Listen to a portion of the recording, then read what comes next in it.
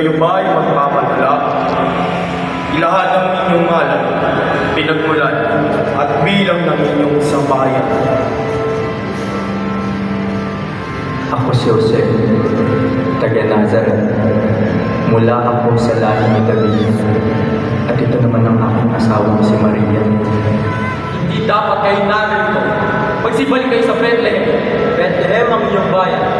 Doon dapat kayo magpadala ng bayan ng Diyos. Masusunod, Ginoong. Gagawin namin ayon sa utos ninyo. Ang lahat ng ito ay may dahilan sa plano ng Diyos. Manalig lang tayo sa Kanya, Jose. Tayo ay magpatuloy.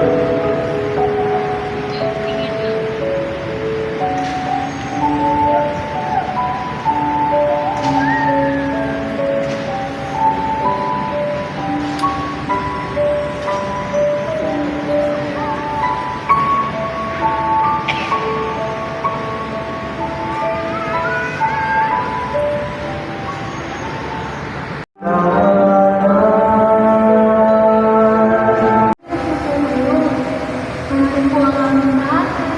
Kuya, magpakasya po kayo doon. Ipapamit na po ng Diyos sa inyo sa mga regalo na nalinasa ko sa akin. Maaari po po bang pagpaalam ng mga ilan na kayo na magduluyan sa akin? Mira? Anak? Mira! Ako yung may mga kasama.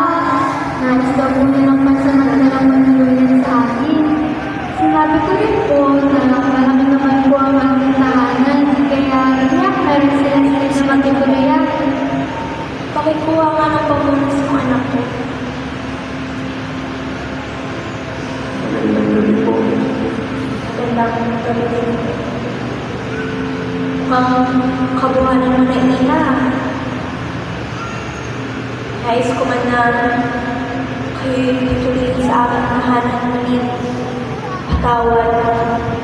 Hindi ko masisimulan na yung aming maruming tahanan ang unang masilayan ng inyong munting sanggol.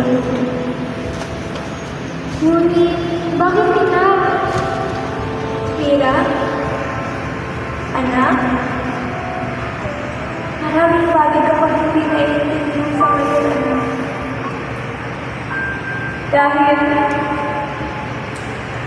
sa likod ng aming marangyang buhay ay ang katotohanan na lahat lamang ay marunong.